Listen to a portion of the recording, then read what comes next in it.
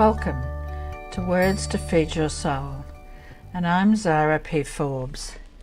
The aim of this podcast is to offer to you certain words that have been written by great people in our past.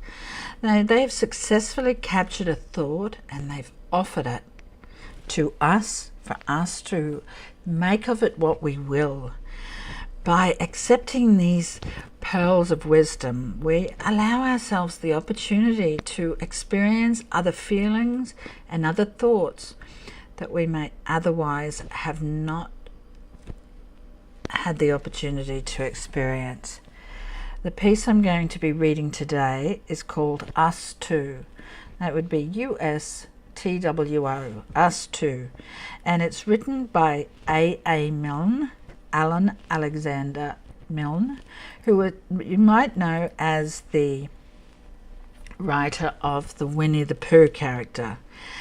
In this piece there is Winnie the Pooh, and this piece is about friendship. Us Two. Wherever I am, there's always Pooh. There's always Pooh and me. Whatever I do, he wants to do.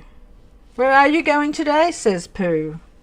Well, that's very odd, because I was too. Let's go together, says Pooh, says he. Let's go together, says Pooh. What's twice 11? I said to Pooh. Twice what? Said Pooh to me. I think it ought to be 22. Just what I think myself, said Pooh. It wasn't an easy sum to do, but that's what it is, says Pooh, said he. That's what it is, said Pooh. Let's look for dragons, I said to Pooh. Yes, let's, said Pooh to me. We crossed the river and found a few. Yes, those are dragons, all right, said Pooh. As soon as I saw their beaks, I knew. That's what they are, said Pooh, said he. That's what they are, said Pooh. Let's frighten the dragons, I said to Pooh. That's right, said Pooh to me. I'm not afraid, I said to Pooh, and I held his paw and I shouted, shoo, silly old dragons, and off they flew. I wasn't afraid, said Pooh, said he. I'm never afraid with you. So wherever I am, there's always Pooh. There's always Pooh and me. What would I do, I said to Pooh, if it wasn't for you? And Pooh said, true. It isn't much fun for one, but two can stick together, said Pooh, says he. That's how it is, says Pooh. Absolutely beautiful piece. And I think we can get a lot of things out of this piece. We can look at the Pooh character as being a playful element within ourselves.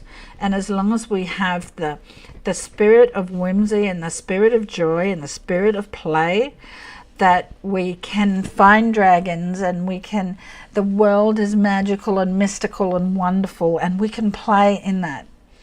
To others, this piece might be a very close friend, and some of us, myself included, are very blessed to have someone in our life in which we can play and be incredibly whimsical. And for others, it may be a workmate, it may be a partner, it may be a lover, it may be someone with which you are connected in some way. I guess it doesn't even need to be human. It may be your dog. Well, have a little bit of this relationship with my fish. So it's about, even the Bible says, when two or more people come together in my name, you shall have, that the Spirit will be with you.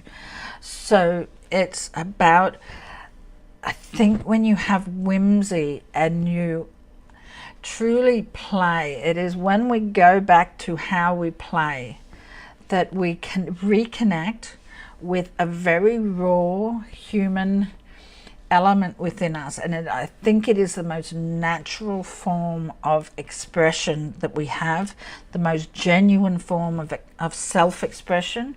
It's when we create. It is our creative self. So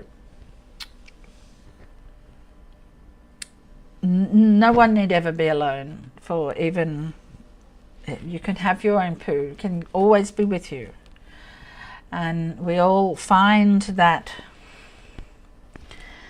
muse, that one who is with us, who will play with us, and it's a very magical thing to find. I love the part where they go and look for dragons and they say, oh yeah, I knew it was a dragon the minute I saw the beak.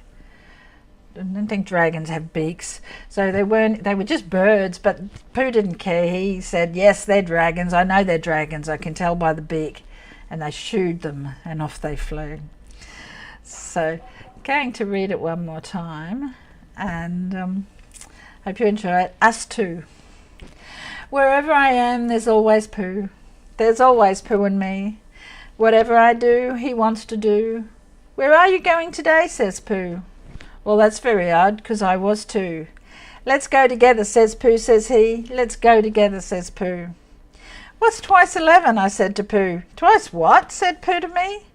I think it ought to be 22. Just what I think myself, said Pooh. It wasn't an easy sum to do, but that's what it is, said Pooh, said he. That's what it is, said Pooh. Let's look for dragons, I said to Pooh. Yes, let's, said Pooh to me. We crossed the river and found a few. Yeah, they were dragons all right, said Pooh. As soon as I saw their beaks I knew. That's what they are, said Pooh, said he. That's what they are, said Pooh. Let's frighten the dragons, I said to Pooh. That's right, said Pooh to me. I'm not afraid, I said to Pooh, and I held his paw and I shouted, shoo! Silly old dragons, and off they flew. I wasn't afraid, said Pooh, said he. I'm never afraid with you. So wherever I am, there's always Pooh. There's always Pooh and me. What would I do, I said to Pooh, if it wasn't for you?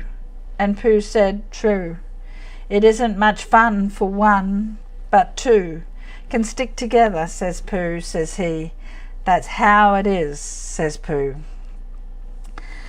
So I hope that all of us have many Poohs in our life, and many people too, and that sounds like I'm talking P-O-O-H for Winnie the Pooh. We're very lucky that we can continue playing right through our lives and being honest and imaginative and whimsical, and taking that chance to be purely ourselves and to express ourselves in the most beautiful, whimsical, idealistic, imaginative ways that we possibly can. So thank you so much for listening. I hope you enjoyed this. It's a very precious piece, and this has been Zara P. Forbes with Words to Feed Your Soul.